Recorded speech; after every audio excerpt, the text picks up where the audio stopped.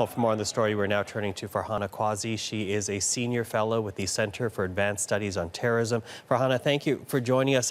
When you hear that it is a faction of the Taliban claiming responsibility for this attack, what's your reaction to that?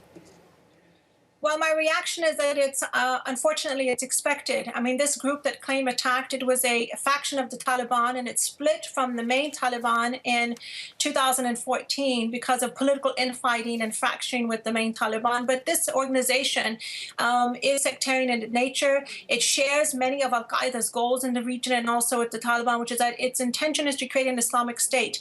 So regrettably, I'm not surprised that they would attack the Christian community. We've seen in the past in Pakistan other attacks against churches and other minorities. We've also seen Shia Sunni sectarian violence that has taken place from organizations like this. Well, you say not surprising that they should attack a Christian community, but also the timing of this. Of course, this is Easter Sunday. It seems to say that this too plays a factor in what we are seeing here.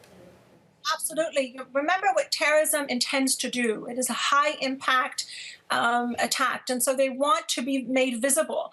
I remember many years ago, and I'm also from the city of Lahore, when I was in Lahore, and it was Christmas Day. So December 25th is also a day celebrated in Pakistan because it's the founder's birthday.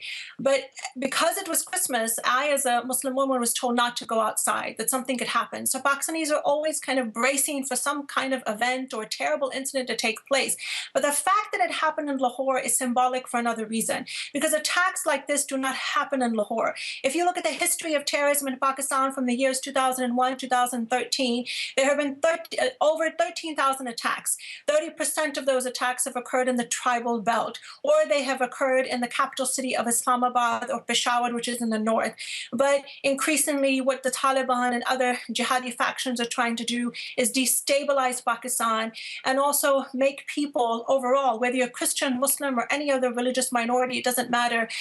These organizations are trying to create fear into the hearts of average Pakistanis. Well, as you say, their goal is trying to destabilize Pakistan. So what does that say about the political situation on the ground? How vulnerable is the government right now to the Taliban? Can they meet this challenge? I think this attack really has a stop. I would like, since the start of this year in January, there hasn't been a day that's gone by that the Pakistani forces have not battled Taliban and other militants in the north, in the tribal belt. So they're in constant, warfare with these local jihadi groups. I think this attack really signals, as in some ways, a wake-up call for the Pakistanis.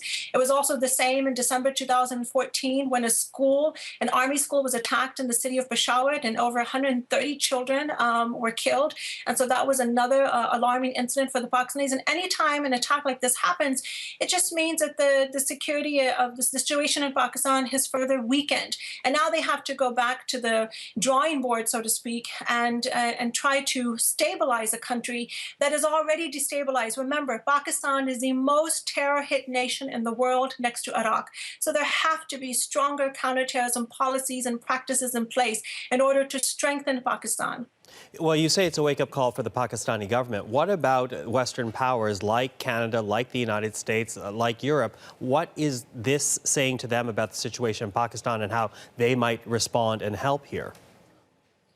Well, I can say that, looking at Pakistan for over for the last 20 years as a security analyst, that the relationship between America and Pakistan, from the military to military cooperation, has always been very strong. Now that Pakistan has a civilian leader in power, although that too is questionable whether Pakistan is a true democracy and whether the civilian leadership actually has the power to be a strong democratic leader. Those questions aside, I think what European nations can do, which they have done, is they express their condolences.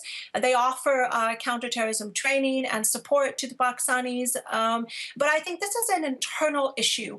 I don't think that the West can provide any kind of input because this is really an internal issue, and it speaks volumes of some of the sectarian issues that have brewed in Pakistan for the past 60 years. It also says a great deal about the level of intolerance, not only between Muslims and Muslims, but Muslims Muslims and Christians are the largest minority in Pakistan today.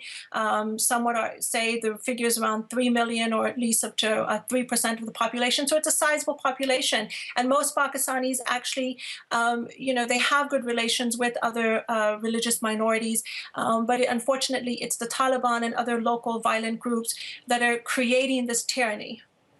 Farhana, I so appreciate your time and your insight. That is Farhana Qazi, a senior fellow with the Center for Advanced Studies on Terrorism.